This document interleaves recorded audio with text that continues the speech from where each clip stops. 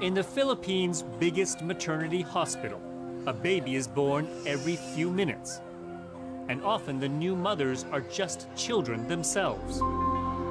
With the legal age of consent just 12, teen pregnancy is on the rise here, prompting many to turn to a shadowy underworld for help. I'm Steve Chow. On this episode, 101 East investigates the impact of church and state on a nation dubbed the Baby Factory.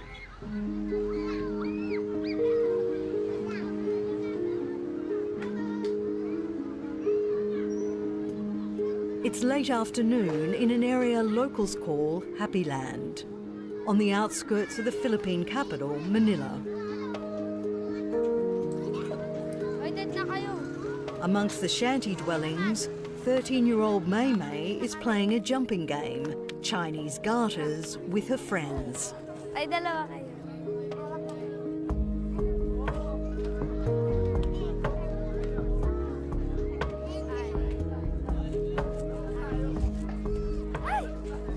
Watching on, high from sniffing paint solvent, is her 22-year-old boyfriend. At just 11, she became pregnant to him, but she was 7 months along before she even realised. I didn't know I was pregnant. I was even playing Chinese garter. When I was jumping the garter, I felt something in my stomach. Then I suffered a miscarriage. Local health workers say her boyfriend taunts her for losing their child. But Mei Mei doesn't mention that. She just blames herself. It was painful. It's also an affront to the Lord. Why did I commit such a sin that I played garter? I cried hard because it was painful to lose a baby. Mei Mei's pregnancy was not by choice, and it seems neither was the first time she had sex. It hurt. It was painful. I was just forced to do it. With her father in prison and her mother in a new relationship, she lives here with her boyfriend's family. Why are you staying here with your boyfriend? Because they feed me well. Mei Mei is just one of the growing number of young Filipino girls who find themselves pregnant. It's really a tremendous problem, not just in terms of the health of the actual teenagers themselves who are becoming parents at such young ages and for the children that they then have, but it's also costing the government and the country a lot in so much money lost in productivity and in terms of them being unable to join the formal economy because they haven't finished high school. It's really a very, very big problem for the country. The province of Palawan, in the west of the Philippines, is a pretty part of the world, but it belies an ugly reality. Palawan has one of the highest rates of teenage pregnancies anywhere in the country. 1 in 5 teenagers is either pregnant or already has a child, and the vast majority of them live in very poor communities like this one. In this slum on the edge of Palawan's capital, Puerto Princesa, we find 15-year-old Terrell with her family. The baby she's holding isn't one of her 3 siblings, it's her daughter. She says she knew little about sex when she met the child's father soon after her 14th birthday. At first, I didn't want to do it. I was scared. But after a week, I agreed. When it came to protecting herself against pregnancy, Terrell says she knew nothing and her mother never talked about it. I felt awkward giving her advice about contraceptives because she was too young. I also wasn't sure whether she was allowed to use contraceptives at her age. In the Philippines, girls under the age of 18 need their parents' permission to get contraception or an HIV test. But the age of consent is much lower, just 12, one of the lowest in the world. The father of Terrell's baby says he's 28, but local health workers believe he's at least 10 years older than that. I feel proud that I have a beautiful wife, even if I'm so much older. Riddell already had 4 children when he met Terrell. His eldest just a couple of years younger than her. He claims he didn't know Terrell was only 14 until she got pregnant. After a year of being together, she told me she was pregnant. So I chose her over my wife because I was scared a case might be filed against me. Under Filipino law, even though Terrell was above the age of consent, because she was still under 18 and he was over, Riddell could have been charged with coercing her to have sex.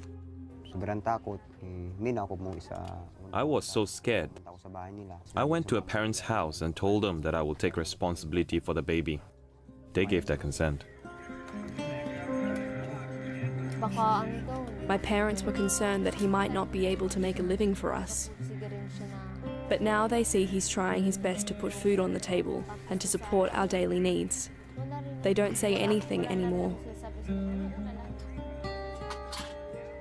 We reported him to the Department of Social Welfare and Development, but the girl didn't want to press charges because she's in love.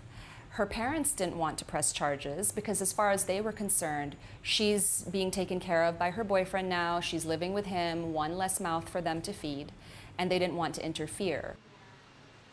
Amina Evangelista Swanepoel is one of the founders of a Palauan women's health NGO, Roots of Health. Something troubling that we've also seen among the groups that we work with is that a lot of young girls are in relationships with much older men. And I think technically, via the law, you should be able to press charges even without the cooperation of the girl and of the parents. On the other side of town, 23-year-old Angela has 4 children to 2 different fathers.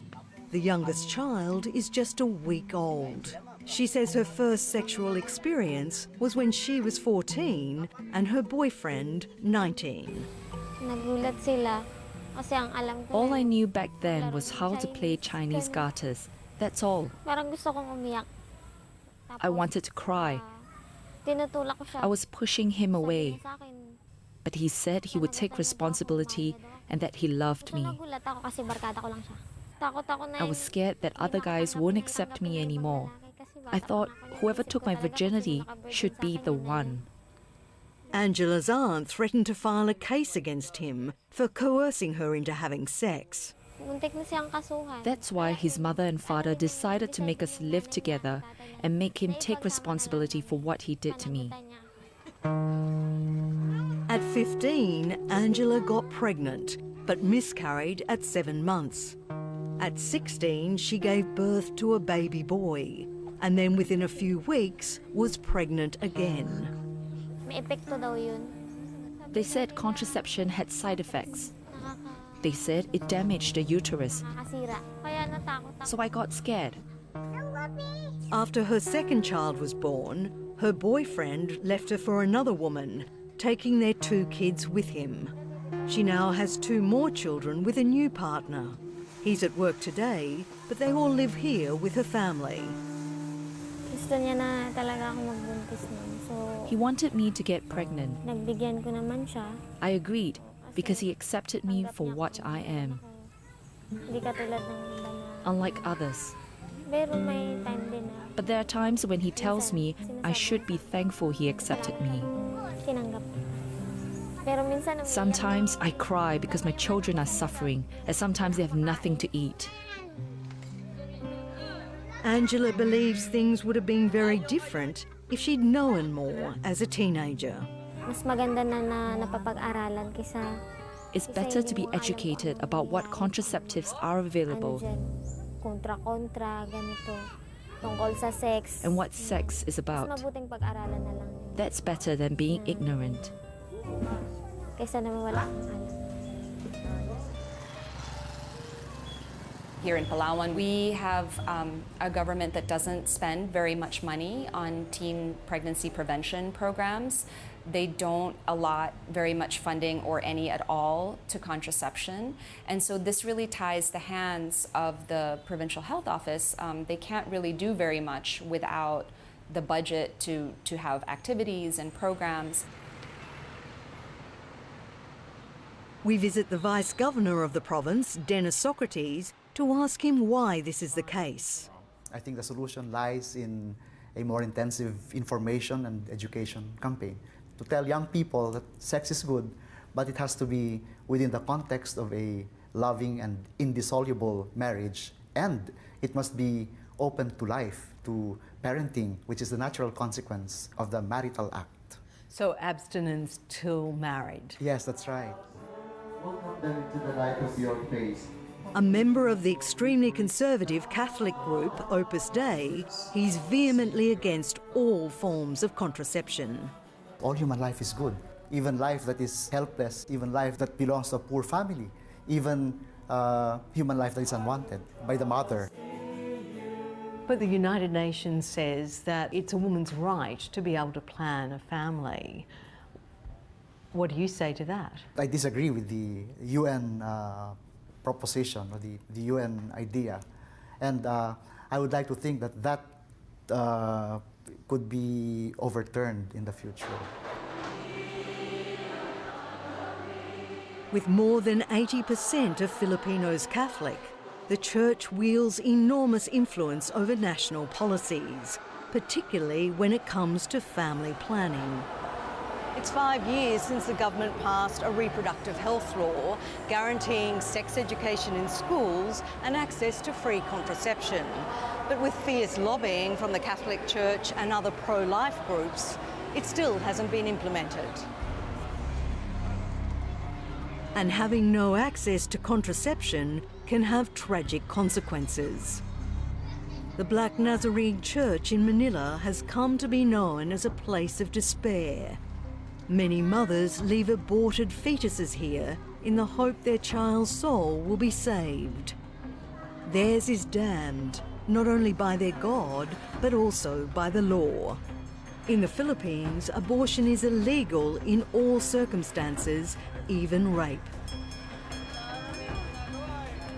But right here in front of this church is an abortion supermarket where women desperate to get rid of unplanned pregnancies come for help. Wearing a hidden camera, we send one of our team in undercover to see if she can buy abortion treatments. Within a few minutes, she finds a stall willing to help. She tells the woman she's 4 months pregnant, and with no questions asked, she pays $75 for the remedies. How did you go? Yeah, we were able to get what we were looking for. Wow, it didn't take you very long. She was sold 2 treatments, one a herbal and root concoction. The lady said that you take that concoction when you're up to 2 months along. But then when she found out that I was 4 months pregnant, she offered pills and even offered if I wanted further operations through a catheter. Yes. The pills are an illegal ulcer medication known to induce abortion. Anyone caught selling or using them can face up to 6 years in prison. Nagsayin pa ako. In the name of the Father, the Son, and the Holy Spirit. Amen. In a back street of a poor urban community, an abortionist says a prayer. Fearing prosecution, she doesn't want to be identified. Tumitirik ako ng kandila. I light a candle for the fetus because it's already a human being. I also ask for forgiveness from the Lord for the sin I committed. I'm scared that the police will come for me, but I muster all my courage because I really need the money. The woman tells us she's performed more than 1,000 abortions, most of them on teenagers who are about 5 months pregnant. She charges them up to $80 depending on how advanced their pregnancy is. She says she uses a combination of the illegal ulcer drug and deep massage to push the fetus out. I tell them, if you shout, you did that in pleasure. Don't complain now. If I see that there's a sudden gush of blood, that means something has ruptured inside. That's when I ask them to run to the hospital. They're on their own. I don't go with them. I just stay here at the house because we already had a deal. Every year, it's estimated that more than 500,000 women resort to abortion in the Philippines. About 100,000, almost half of them teenagers, end up in hospital due to complications, and many die. So this is Ward 4. Here at Dr. Jose Fabella Memorial Hospital in Manila, one of the busiest maternity hospitals in the world, there's a ward dedicated to post-abortion patients. Most patients are reluctant to tell us that they have had an abortion. So there are telltale signs that they have aborted, and if it's infected or septic, they come in here heavily bleeding, without a blood pressure, without a pulse, and you do not have any choice but to treat them, or else they will die. Obstetrician and gynecologist Dr. Penilio Asuncion sees teenage abortions as a serious health issue and believes the alarming numbers of teenagers getting pregnant needs to be addressed urgently.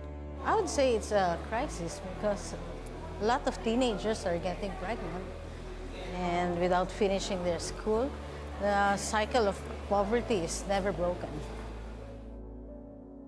She says each year the hospital delivers 13,000 babies, more than 2,000 to teenagers. My goodness, there are a lot of people. Most of them ending up in this cesarean ward. There are a lot of complications for teenage pregnancies, like preterm labor, and usually they would undergo cesarean section because their pelvis are untested. Hypertension is a problem. Hemorrhage is a problem. So you had your baby just yesterday? Aliha is just 15 years old. Nahirapan lang po sa panganak. Panganak. Ay, hindi ko po nakayanan, kaya po na-CS na ako. Her little boy is now in intensive care with respiratory problems, a common issue for babies born to teenage mothers. Aliha says she got pregnant to her first boyfriend, but that the 25-year-old left her soon after. Hello, Jelena. On the other side of the ward is 18-year-old Jelena. Is this your first baby? Second baby na po. And what about your first baby? What happened? Premature. Hindi pa po na-develop yung lungs. She says after her first pregnancy, she had a contraceptive implant, but had it removed when her 21-year-old partner wanted a baby. I think really the education is key for solving the problems here. Like having a curriculum in reproductive health and sexuality.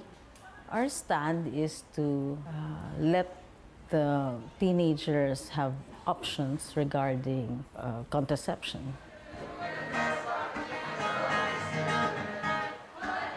But with no comprehensive sex education curriculum in schools, the Catholic Church has a loud voice when it comes to what's taught to teenagers. Joai Villas's group, Live Pure, is an arm of one of the country's most powerful church organisations, Couples for Christ Foundation, and works in partnership with the education and social welfare departments.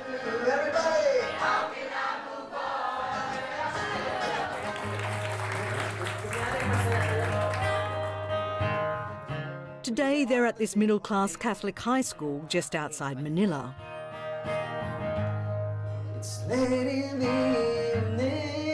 After a song, the lesson begins with self-worth. Can you tap the person beside you and tell that person, you are amazing? Then comes the difference between the sexes. Every microphone is a male because it has pins, just like a male organ. This one is a female because just like a female organ, it's like that. That's why only a man and a woman can be one. You got it? Say I got it. I got it. But it all goes back to one message. Abstinence is the only way. When two people does the marital act of sex, the woman gives herself, and not only herself, but also her fertility. The reason why we as a movement, we don't believe in contraceptives and all that. Why? Ask me why. Why? Because we believe in our innate capability to control ourselves. Everybody say this. Say yes. Yes. Come on, say it louder. Say yes. Yes. Come on, even louder. Say yes. Yes. You know what? Chastity is a yes to authentic love. Why? How? What happens today was amazing because at this age, our curiosity is triggering. We're starting to be thirsty, we're starting to starve for things that shouldn't be done by us at this young age. The students' endorsement of Live Pure is one thing, but their curiosity has many of them turning to social media and pornography. Why do I watch it? Because I'm incapable of doing it.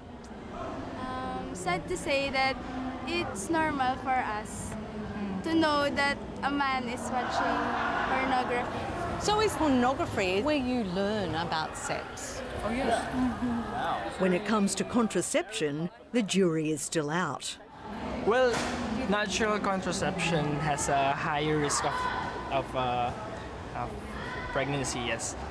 But I don't really have any idea about that. I'm just having.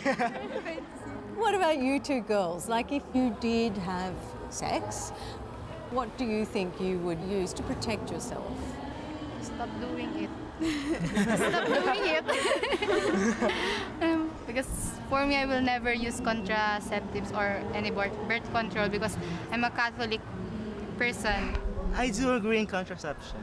I think it should be bought because not all of us, not every one of us can control ourselves. There are people who are weak. Back in Palawan, there's help for those teenagers who some consider weak. I think we need a preparations. In the war room of the local NGO Roots of Health, a team of youth advocates prepare to battle the teenage pregnancy epidemic. I think we need to talk with the YAS to get the contraceptives because I have a lot of experience that most of the young people doesn't want to avail the contraceptives because their partners doesn't want to get it. Their weapons, contraceptives and sex education. Taking to the streets, they visit a popular teenage hangout in Puerto Princesa. Hello, ilang months ka na po? 6 po. Gusto mo po mag-baby ulit? Hindi na muna, pahinga muna. So, familiar sa pills? May mga kakilala naman na gumagamit ng pills.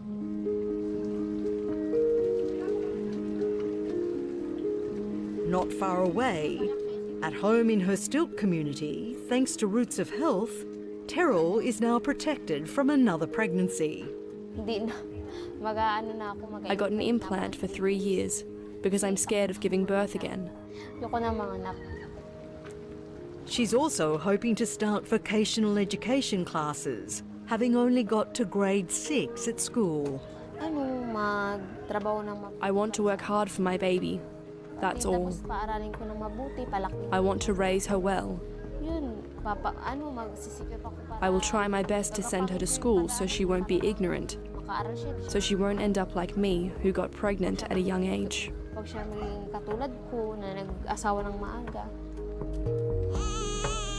And 23-year-old Angela will not be having a 5th baby. She too has turned to contraception, getting an IUD from Roots of Health. This will be the last one. I don't want more kids. I might die if I give birth again. But for 13-year-old Mei Mei, living in a Manila slum with her 22-year-old boyfriend, the risk of another pregnancy is high.